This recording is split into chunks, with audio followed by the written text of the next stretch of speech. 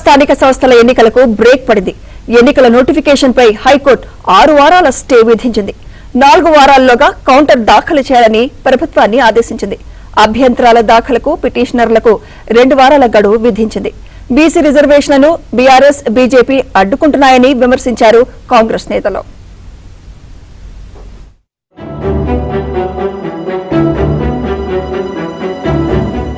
స్థానిక సంస్థల ఎన్నికల్లో బీసీలకు 42% రిజర్వేషన్లు కల్పిస్తూ తెలంగాణ ప్రభుత్వం ఇటీవల జీవో 9 జారీ చేసింది. ఈలోపే ఎన్నికల నోటిఫికేషన్ కూడా వచ్చింది. రిజర్వేషన్ను వ్యతిరేకిస్తూ కొందరు, అనుకూలంగా కొందరు హైకోర్టును ఆశ్రయించారు. 2 రోజుల విచారణ తర్వాత జీవో 9 పై హైకోర్టు స్టే విధిస్తూ మధ్యంతర ఉత్తర్వులు ఇచ్చింది. 4 వారాల్లోగా కౌంటర్ దాఖలు చేయాలని ప్రభుత్వాన్ని ఆదేశించింది. ప్రభుత్వ కౌంటర్లపై అభ్యంతరాలకు దాఖలకు పిటిషనర్లకు 2 వారాల గడువు విధించింది. తదుపరి విచారణను 6 వారాలకు వాయిదా వేసింది. మరోవైపు స్థానిక సంస్థల ఎన్నికల నోటిఫికేషన్ పైన హైకోర్టు స్టే విధించింది. ఈ నేపథ్యంలో ఎన్నికల ప్రక్రియ 6 వారాల పాటు నిలిచిపోనుంది.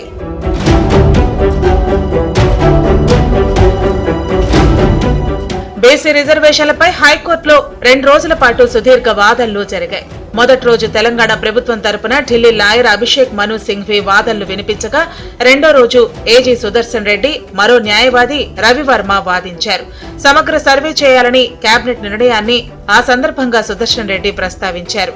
అసెంబ్లీ ఏకగ్రీవ తీర్మానం ప్రకారమే సర్వే జరిపామన్నారు. సర్వే ప్రకారం 57.6% బీసీ జనాభా ఉందని తేలినట్లు వివరించారు. సర్వే డేటా ఆధారంగానే రిజర్వేషన్లు ఖరారు చేశారన్నారు. 42% రిజర్వేషన్ను ఏ పార్టీ వ్యతిరేకించలేదన్నారు. రాష్ట్రపతి ఆమోదం పెండింగ్ లో ఉన్న నేపథ్యంలో సుప్రీంకోర్టు తీర్పు ప్రకారం బిల్లు ఆమోదం పొందినట్టేనని ఏజీ సుదర్శన్ రెడ్డి వాదించారు. మార్చి నుంచి గవర్నర్ దగ్గర బిల్లు పెండింగ్ లో ఉందని ఆయన గుర్తు చేశారు.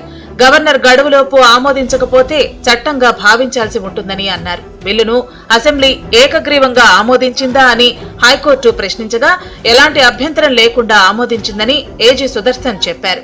ఇందిరా సహాని కేసుపై ఏజీ సుదర్శన్ రెడ్డి స్పష్టతనిచ్చారు. విద్యా, ఉద్యోగాల్లో రిజర్వేషన్లు వేరు, స్థానిక ఎన్నికల రిజర్వేషన్లు వేరని తెలిపారు. ఇందిరా సహాని కేసు విద్య, ఉద్యోగాలకు సంబంధించిందని, ఆ కేసు తీర్పు స్థానిక సంస్థల ఎన్నికలకు వర్తించదన్నారు. రాజకీయ రిజర్వేషన్ల కోసం మాత్రమే జీవో తెచ్చామన్నారు. ఇప్పటికే నోటిఫికేషన్ వచ్చిందన్నారు. ఈ పరిస్థితుల్లో కోర్టు జోక్యం సహేతుకం కాదన్నారు. గౌరవ అడ్వకేట్ జనరల్ అయితే ఆర్గ్యూ చేశారు. ఆయన ఏమైనా ఆర్గ్యూ చేశామంటే, ఇప్పుడు మేము సైంటిఫిక్ మేనర్లో survey, door to door survey చేశాము. సర్వే చేసిన తర్వాత this government has been passed a resolution, unanimous resolution. No political parties oppose this resolution అని చెప్పి అడ్వకేట్ జనరల్ చెప్పడం జరిగింది. అయితే గౌరవ న్యాయస్థానం హైకోర్టు ఏం చేసిందంటే వీక్స్ స్టే ఇచ్చింది. అడ్వకేట్ జనరల్ని, గవర్నమెంట్ని కౌంటర్ ఫైల్ చేయమని. పిటిషనర్ వాదంతో ఏకీభవించినట్టే కదా స్టే ఇచ్చారంటే. రాజ్యాంగంలో రిజర్వేషన్లపై ఎక్కడ 50% సీలింగ్ కాలేదని న్యాయవాది రవివర్మ వాదించారు.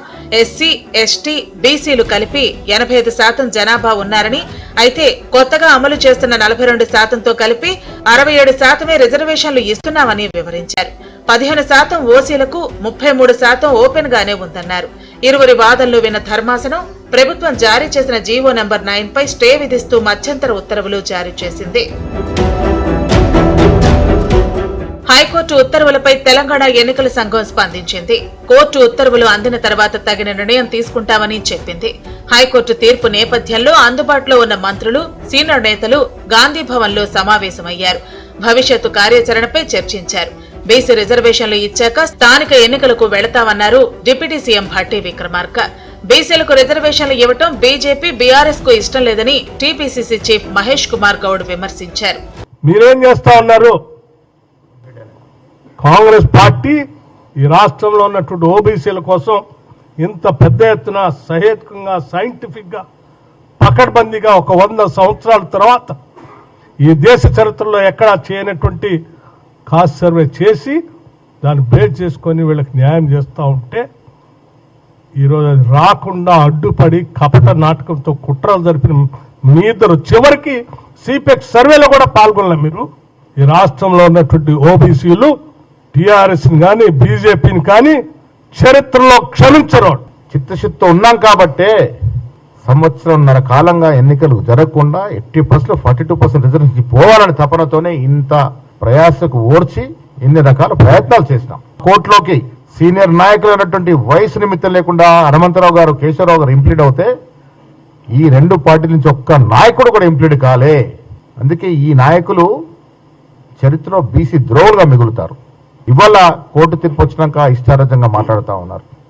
హైకోర్టు బయట బీసీ సంఘం నేతలు ఆందోళనకు దిగారు. బీసీలకు 42% రిజర్వేషన్లు సాధించేంత వరకు పోరాడతామని నినదించారు. తమ నోటి దగ్గర ముద్దను లాక్కుంటారా అని మండిపడ్డారు. రోడ్డుపై బైఠాయించి నినాదాలు చేశారు. దానిపై పోలీసులు రంగప్రవేశం చేసి బీసీ సంఘాల నేతల్ని అక్కడి నుంచి తరలించారు.